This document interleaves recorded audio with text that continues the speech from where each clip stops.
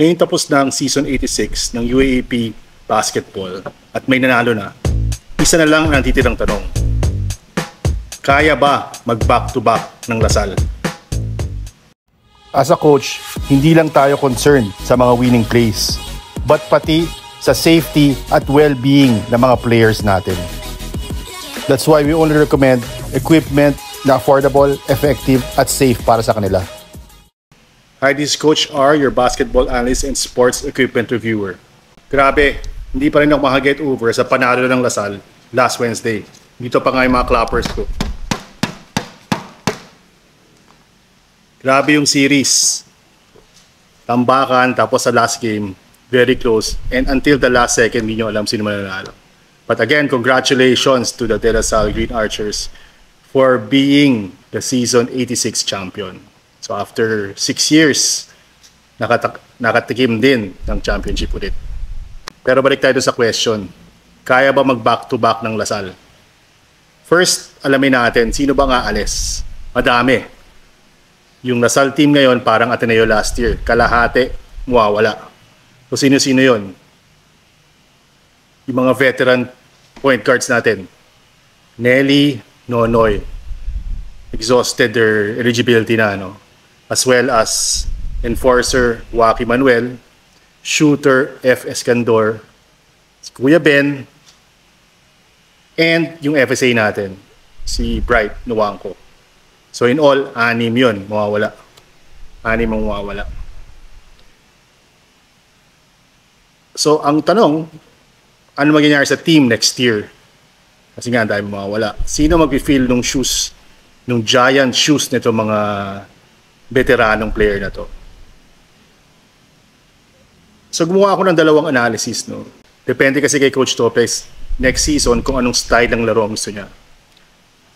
Number 1, small ball, and number 2, tall ball. Kung magsa-small ball si Coach Topex, ang tingin namin, ang magiging point guard, lead point guard next year ay si Josh David. No, ngayon, reliever siya kay Lanelli, kay Lanonoy. Parang third guard siya this season.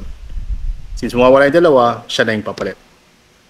So, ang reliever naman niya at point guard will be Matthew Rubico. Number 8, Matthew Rubico, 5'11", from Lyceum, will play for DLSU Green Archers. He was the statistical points leader in the NCAA Juniors tournament. Expect natin si Matthew Rubico to come in Season 86, pero it didn't happen kasi nga punong-puno yung guard rotation. So, sure na yan this year or next year, Season 87, papasok na yan. At shooting guard, si DJ Mitchell.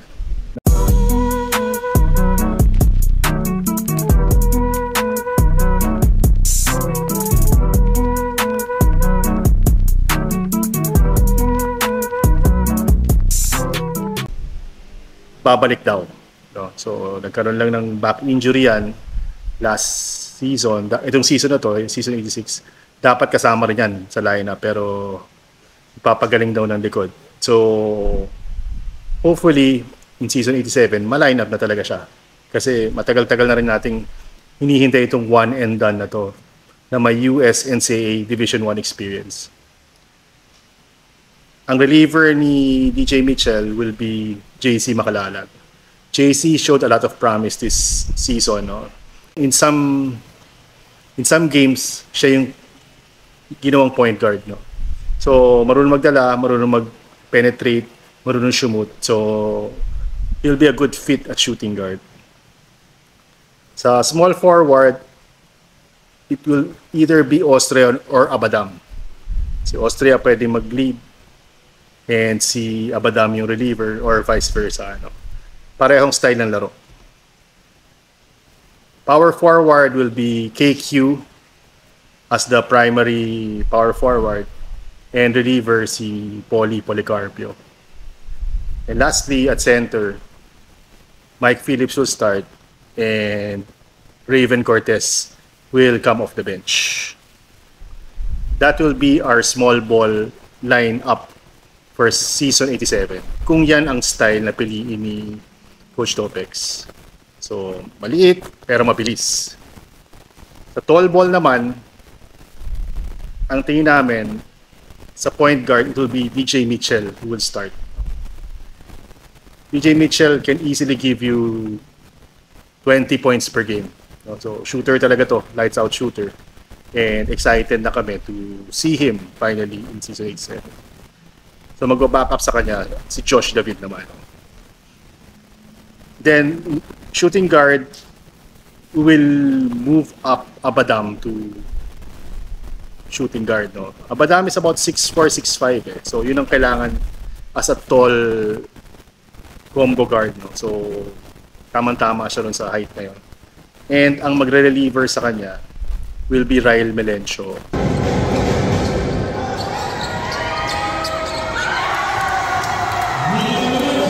So, si Ryle Melencio from Zebel, supposed to play this season, kaso nag-ACL 2 weeks before the start of the season. So, sayang.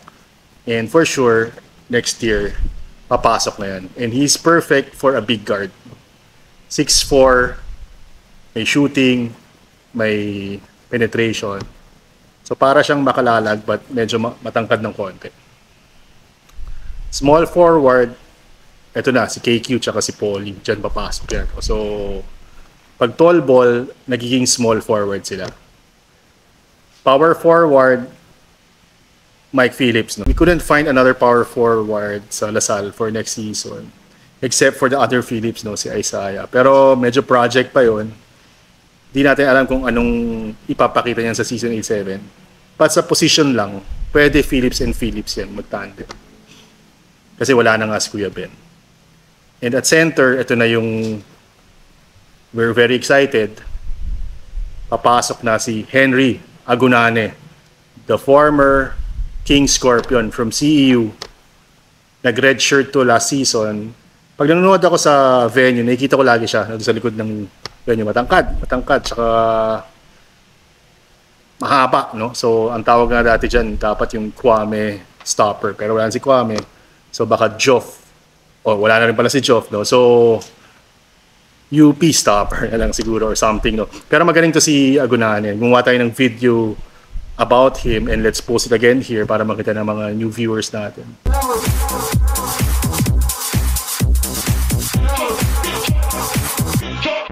House music.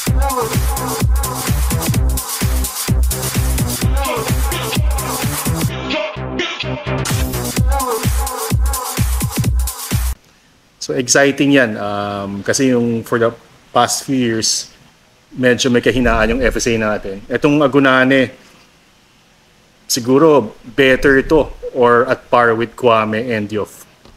So big shoes to fill, big expectations, but I'm sure Henry Agunane will be a force to reckon with next season. So yun yung tingin namin mga predictions for next season for Lasal, no? Small ball, tall ball. Depende na kay coach yan kung paano niya lalaroin yung team. So balik tayo sa question, may pag-asa ba mag back-to-back? Tingin namin meron. Number 1, nandiyan pa naman si KQ. So, gagaling pa yan. Sabi naman niya, one more year. So, sabi niya magja-Japan siya, pero only for vacation. So, yun yung number 1 reason. Kaya tingin namin, pwede pa yan mag back-to-back. Second is Henry Agunane. Dominating center. Nagpakita na yan sa CEU. Nagpakita na yan sa preseason. So, we're very excited about it. And number 3, yung mga guards natin and small forwards na nagpakita this year. Bacalalag, Abadam, and Austria, and the others, no? Gagaling pa yan. So, magiging veterano na kasi sila, no? They're sophomores right now, but magiging mga veterans na sila next season. And magpapakita pa yan, no? So, I expect them to be parang sila Harold Alarcon type na, no? So, magkakaroon ng magandang mix yan ng mga veterans plus yung mga rookies nga na papasok, no? Dominating rookies like Agunane.